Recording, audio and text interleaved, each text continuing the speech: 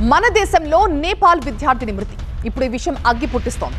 ఈ నెల 16న జరిగిన ఈ విషాదంపై భువనేశ్వర్ ఇప్పుడు కుతకుత ఉడికిపోతోంది. ఒకవైపు విద్యార్థుల ఆందోళనలు, మరోవైపు ఒడిషా ప్రభుత్వ హామీ నేపథ్యంలో ఏం జరగబోతోంది? అప్డేట్స్ చూద్దాం.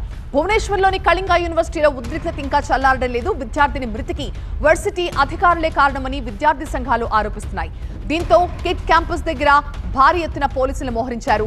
నేపాల్ విద్యార్థిని మృతిపై ఒడిషా సర్కార్ చాలా సీరియస్ గా స్పందించింది. 6గురిని దీనికి సంబంధించి ఇప్పటికే అదుపులో కూడా తీసుకుంది.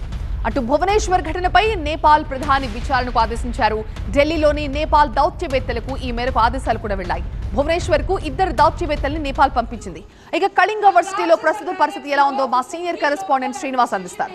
ఈ నెల 16న జరిగిన నేపాలీ విద్యార్థిని ప్రాకృతి అనుమానాస్పద మృతితో భువనేశ్వర్లోని Kalinga institute of industrial technology భగ్గుమంటోంది. గత 5 రోజులుగా విద్యార్థి సంఘాలు, ప్రజా సంఘాల ఆందోళనలు, ధర్నాలతో ఇక్కడ మిన్నంటుతున్నటువంటి పరిస్థితి, ఒక యుద్ధ వాతావరణం తలపిస్తున్నటువంటి పరిస్థితి.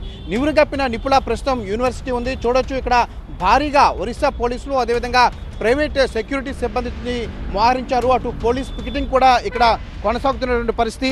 మొత్తంగా గత 5 రోజులుగా అయితే మాత్రం ఇక్కడ ఒక యుద్ధ వాతావరణం అయితే కొనసాగింది. దీనికి సంబంధించి విద్యార్థులు పూర్తి స్థాయిలో విచారణ జరపాలని చెప్పి, అదేవిధంగా ఎవరైతే మృతి చెందారో నేపాలీ విద్యార్థిని ఆమెకి న్యాయం చేయాలని చెప్పి వాళ్ళు డిమాండ్ చేస్తూ పెద్ద ఎత్తున ధర్నాలు, ఆందోళనలు చేసినటువంటి పరిస్థితి. ఒక దశలో విధ్వంసకర పరిస్థితి కూడా ఇక్కడ చోటు చేసుకుంది. భారత ప్రభుత్వం కూడా సీరియస్గా తీసుకుంది. స్టేట్ గవర్నమెంట్ కూడా దీనికి సంబంధించి ప్రత్యేక విచారణ అధికారులను కూడా ఏర్పాటు చేశారు. ఇప్పటికే 3 వివిధ విభాగాల, కీలక విభాగాలకు సంబంధించినటువంటి యూనివర్సిటీ 3 డైరెక్టర్ని, అదేవిధంగా 2 సెక్యూరిటీ గార్డ్స్ని, అదేవిధంగా ఎవరైతే ఈ ఆరోపణలు ఎదుర్కొంటున్నాడో శ్రీవాత్సవ అనేటువంటి విద్యార్థిని కూడా అదుపులోకి తీసుకున్నారు. పూర్తి స్థాయిలో ఇటు ఒడిశా ప్రభుత్వం కూడా విచారణ చేపడుతున్నటువంటి పరిస్థితి అయితే నెలకొని ఉంది. Over to studio.